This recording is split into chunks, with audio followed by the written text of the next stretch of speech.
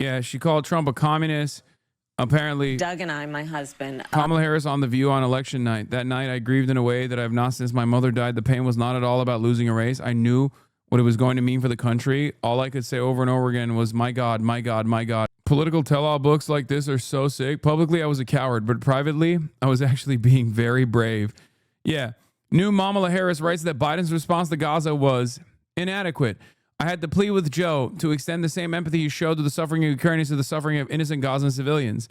Harris also writes to Biden, but he couldn't do it. While he could passionately state, I am a Zionist, his remarks about innocent Palestinians came off as inadequate or forced. Gaza was also a factor in Harris's VP deliberations. When she met with Shapiro, we talked about how to handle the attacks he confronted on Gaza and what effect it might have on the enthusiasm we were trying to build. Big protests at the convention were a major concern. Harris acknowledges becoming frustrated with left-wing Gaza protesters. The threat to withhold their vote got to me. It felt reckless. The issue was not binary, but the outcomes of this election certainly was. Why weren't they protesting at Trump rallies, I wondered. During Biden's presidency, Biden and Harris spokespeople denied the two had disagreements over Gaza. Of course, once again, neither of these folks were in any way, shape, or form different from one another with respect to Israel's endless, unlimited, and conquest. And that was part of the puzzle for them. Adam Johnson writes, she still thinks the issue was feigned empathy or lack thereof. For Democratic elites, everything is a PR problem. The issue was not the fact that Biden was a conspicuous racist who didn't even bother faking like he cared about Palestinians. The issue was that he acted upon this disposition with material policies. Policies Harris still, a year later, hasn't rejected. Better words would have helped exactly zero Palestinians. This was not and never was the issue. We wanted assurances and we wanted to see a change. We wanted assurances and we wanted those assurances to be reflected in policy decisions. It's extremely telling that 1 year on, she still can't articulate a single policy critique of Biden on Gaza, nor has she issued a single public criticism of Trump on any Gaza policy. We have zero indication she thinks the issue was anything but a poorly managed PR headache. Relax, bro. What do you mean relax, bro? I fault Kamala Harris with this current administration that we're experiencing. I fault her inability to understand the severity of the crisis. I fault her with inaction in the face of, because she decided to take the worst option possible, a continuation of business as usual politics at a time when there was so much discontent towards Joe Biden that she became the leader of the Democratic Party as the vice president. That was a unique moment. That should have been enough for someone like Kamala Harris or anyone really with 3 working brain cells to recognize, oh shit, people really don't with Biden. I am going to be a different candidate. While running for president, she said she had no daylight with Biden's policy on Israel and would continue them unchanged. Indeed, based on these excerpts, it seems she only differed with Biden's rhetoric and not his policies. Harris, on one hand, and they still don't understand it, by the way. They will never understand it. I think liberals refuse to understand it. They think it's all just like a minor tweaking. It's like a PR note and things will be better. While running for president, she said she had no daylight between Biden on the policies. Harris, on the one hand, says she was very influential and consequential in the White House, but on the other hand, says she had absolutely no influence over Biden on Gaza, but also repeatedly says she agreed with him 100% and would prolong Biden's policies to the letter. Only difference, based on the excerpt in this book, is she had with Biden was over his speeches being so lopsided towards Israel. Did she agree or disagree with Biden greenlighting to demolish Rafah, defund UNRWA, hospitals? Doesn't say. She offered rhetorical, not policy changes. This signals a larger Democratic theme. They want to criticize the condition of Palestinians without naming the culprit. They want to pretend there's nothing the U.S. can do about it, and all the legitimacy, arms, and money we give to Israel provides us no leverage to do anything. By the way, have you addressed the brain-rotted allegations that they will not touch you because you serve the purpose of keeping the left divided? Yes, that is true. My job is to divide the Democratic Party. Please do not arrest me. Please do not prosecute me. Please do not deplatform me. I am your most loyal servant, Donald Trump. Please. That's great. I hope they think that. And I hope they keep me from being deplatformed. That's such a funny take from a person who is not even a marginal figure on the left or even the Democrat Party, if we're being real. My ex literally said that to me when we broke up. Yeah. Yeah. I'm such a divider of the left. I'm such a divisive figure of the Democratic Party that I constantly demand that they stop capitulating the Republicans so they can actually win elections and actually do the right thing by their voters. You know, defend marginalized groups, improve people's material conditions, things of that nature. How divisive. You only consider that to be divisive if you don't care, if you just simply think this is team sports.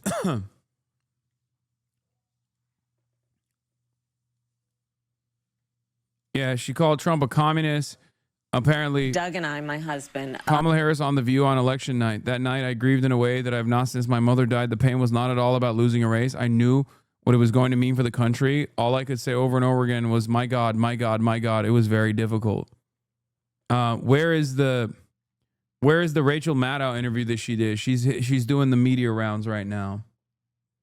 These are Kamala's exact words on why she didn't break from Biden. Still, Harris defends her actions against her critics, who said she could have done more to distance herself from Biden, saying she did not want to embrace the cruelty of my opponent. She also argues that naming one specific policy difference would have created a backwards-looking rather than forward-looking conversation and would have limited the definition of the difference between us to that one thing rather than my unique perspective on a variety of issues. Oh, my God. In hindsight, Harris writes she wishes she'd said that, unlike Biden, she would appoint a Republican to her candidate. Wait, she did say that. His reaction to that since this part of the book has come out. Oh, this is Pete Buttigieg. She said Pete Buttigieg is a homosexual, so I couldn't have him as my VP. Straight up. And then she's like, I didn't mean like he's gay and that's wrong. I just meant that like people are not ready for a gay man or something. If you've had any reflection on that, or I guess I'd ask you to just elaborate on that a little bit. It's hard to hear. Yeah. With you running as, you're the first woman elected vice president. You're a black woman and a South Asian woman elected to that high office, very nearly elected president. To say that he couldn't be on the ticket effectively because he was gay is hard to hear. No. That's not what I said. That he couldn't be on the ticket because he is gay. Yeah. They came after my boy so hard, Bernard. They were like, oh, you said you can't run because you're a woman, over and over again. Okay, over and over again. But when Mamala's like, yo, you're gay, sorry, not gonna work for me. To a gay woman, by the way, is who she's saying this to, which is crazy. Gay. My point, as I write in the book, is that I was clear that in 107 days, in one of the most hotly contested. It's just so funny because by no means am I defending Pete Buttigieg, okay? I am not. I'm not defending Pete Buttigieg as a decent VP pick or a presidential pick, okay? I do not like Pete Buttigieg. But his sexual identity has nothing to do with that, okay? It's his worldview that I do not like. That is insane. I have time and time again responded to critics who have said Kamala lost because she's a black woman. And there are many black critics of mine who have said this as well, that like America was not ready for a black woman. America hates black people. This is true. America does hate black people 100%. And America hates women. Also 100% true. The problem is it doesn't matter. Those are hurdles. Those are setbacks that you can overcome. And the only way to overcome those setbacks is by being an earnest communicator and also having great policies. Kamala Harris did not have great policies, and that's the reason why she ultimately lost. That's it. Okay? It isn't I would never in a million years say that like a gay person doesn't have a harder time winning the presidency, or a woman has a harder time winning the presidency than a man, or a black person doesn't have a harder time winning the presidency than a white person. This is all true. Okay, but these hurdles are negligible if you have great policies that keep the voting population in mind. That's it. That's it. But if you don't have those things, then yes, you will not be able to eke out a marginal victory.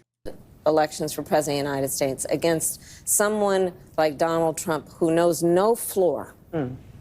Oh yeah, he would have just said Pete Buttigieg is gay, Lamau, and he would have won that way. To be a black woman running for president of the United States and as a vice presidential running mate, a gay man, with the stakes being so high, it made me very sad, but I also realized it would be a real risk. No matter how, I've been an advocate and an ally of the Look at Rachel Maddow's face. LGBT community my entire life. So it wasn't about, yeah, right. So it wasn't about any prejudice on my part, but that we had such a short period of time. Yeah. Time was running out. That's why America was just not ready for a gay man in 107 days. 108 days? Maybe then. None of this matters. None of this matters. But the problem is Democrats only speak in one language, which is electability. And it's ironic because they're speaking in the language of electability as to why they make certain decisions after they've lost. It's like, maybe you don't know electability. Okay, let's try something different. This is what is so frustrating to me. It's like, well, you're lost. Why are we losing? Why are we listening to a loser? But I was homophobic for a really good reason. No, like the problem here is just say you don't agree with people to just policies or something. But the reality of the matter is she unironically was afraid of Pete Buttigieg because he was gay and was afraid of Josh Shapiro because he was Jewish and also pro-Israel. Okay, that's clear from like the excerpts that I've seen. But what's so stupid about this is none of that matters, okay? This is all negligible. It's a hurdle, sure, just like Kamala Harris being a black woman in an objectively misogynistic and objectively white supremacist country is a hurdle. But you can clear that hurdle if you actually have good policies. If you go to people and you go, listen, I'm a black woman. You don't have to say that. People can see it, right? But like, I want you to have health care. Those want to take away your health care. People are going to go, I don't give a shit. I want health care. That's it. That's what democracy is. That's what democracy is. Explain Mamdani. Example Mamdani. Exactly. Zohran Kwame Mamdani is a 34-year-old brown Muslim socialist. What the are we talking about? I'm so glad he won the primary so I could just point to him every single time to be like, really? Really? Just like Barack Hussein Obama won by LeBron numbers. Of course, he convinced a lot of people about how progressive he actually was, but didn't follow through on that at all. But, regardless, turns out presenting yourself as like a progressive that doesn't care about like, partisanship and things of that nature. We're not a blue America. We're not a red America. We are the United States of America. That kind of attitude. Yes, we can change.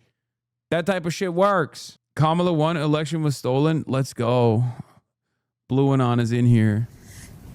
And the stakes were so high. I think Pete is a phenomenal. The stakes are so high. I agree. Some people took it seriously. You guys didn't. That's the problem. That's the problem that I have with liberals. That's the problem I have with the Democratic Party. If you understood the stakes and you understood what it meant for Donald Trump to win the election, the things that I was complaining about over and over again, you never addressed. They did not address masked Gestapo ripping people's families apart. I did. I said the Democrats should address this. This is devastating. This is not going to be popular with people. Turns out I was right. They were wrong. They actually took a right-wing position on immigration. They said, oh, we are the serious party. We are the party that's going to do real border control. Donald Trump is deeply unserious. Lol. Public servant. And I think America is and would be ready for that. But when I had to make that decision with 2 weeks. Bro, I'm serious. She is such a bad speaker. Fuck, man. Oh, my Lord. I think people are faking it. Or she's just tuning into a frequency I cannot understand. When I hear Kamala Harris speak, it's like fucking white noise. It is so unimaginably uncharismatic. She has such a hard time taking any issue seriously and directly answering questions. To go, and maybe I was being too cautious. I'll let our friends, we should all talk about that. Maybe I was. But that's the decision I made, and I, as with everything else in the book, I'm being very candid about that. Yeah. With a great deal of sadness about also the fact that it might have been a risk. Will you consider She got generational aura debt. as a sort Here's another line. of talent spotter This is on Mamdani. in the Democratic Party? Yeah. What do you think of him and his candidacy? And what do you think of mainline Democratic shyness and agitation about the prospect that he's going to win? Look, as far as I'm concerned, he's the Democratic nominee, and he should be supported. Do you, But do you endorse his candidacy? I support the Democrat in the race, sure. But let me just say this. Why does she have this much smoke for the left flank? Like, dude, you're not even running for president anymore. When you did run for president last time, you presented yourself as like this leftist candidate. Remember when everyone would yell at me and say that I'm racist for undermining Kamala Harris's track record because she was for Medicare for all? A notion she quickly dropped. Maybe it was because, just like these corporations that claim that they're pro-LGBT, that like farm the ugliest fucking pride merch you've ever seen 1 month out of the year, they quickly drop that notion because they don't actually give a fuck about the LGBTQ population. Kamala Harris's leftism was purely aesthetic. She thought, as a bad room reader, I guess, that she could present herself as that. And then, of course, when she had any proximity to power, she quickly dropped all of that. And that made her look like a cynical pretender. And on top of that, as a cynical pretender, she also didn't have any motion or charisma to redirect the conversation back to her newfound policies. He's not the only star. I know that, he's in New York, and I know New Yorkers think they're the center of the world, and here we are in New York having this interview. It is the biggest city in the country. And I love New York, as the saying goes. I really do.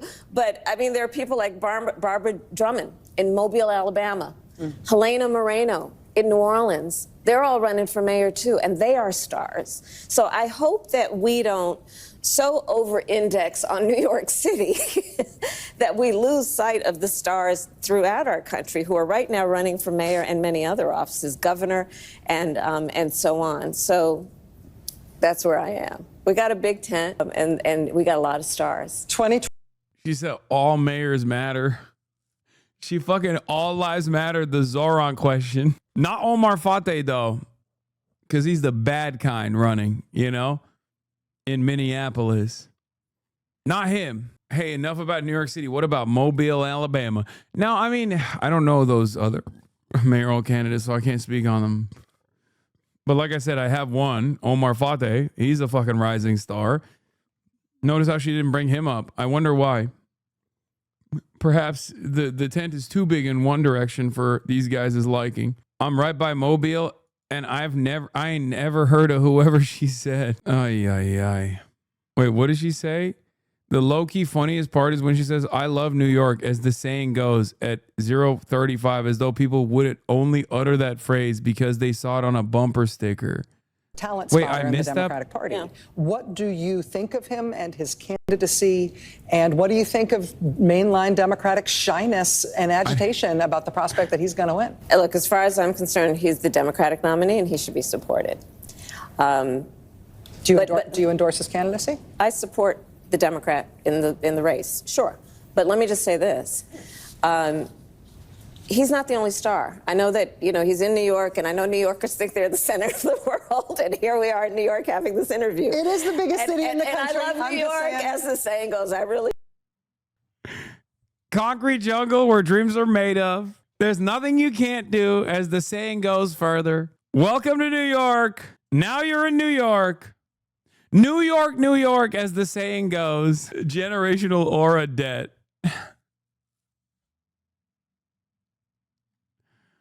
Oh, fucking awesome. Anyway, she also had some statements for the private sector where she thought the corporate oligarchs would be the safeguards or the guardrails of democracy. Hilarious. Good attitude to have. Anyway, I'm going to skip Ryan Ruth, but apparently he tried to stab himself in the neck. Jimmy Kimmel's returning as well.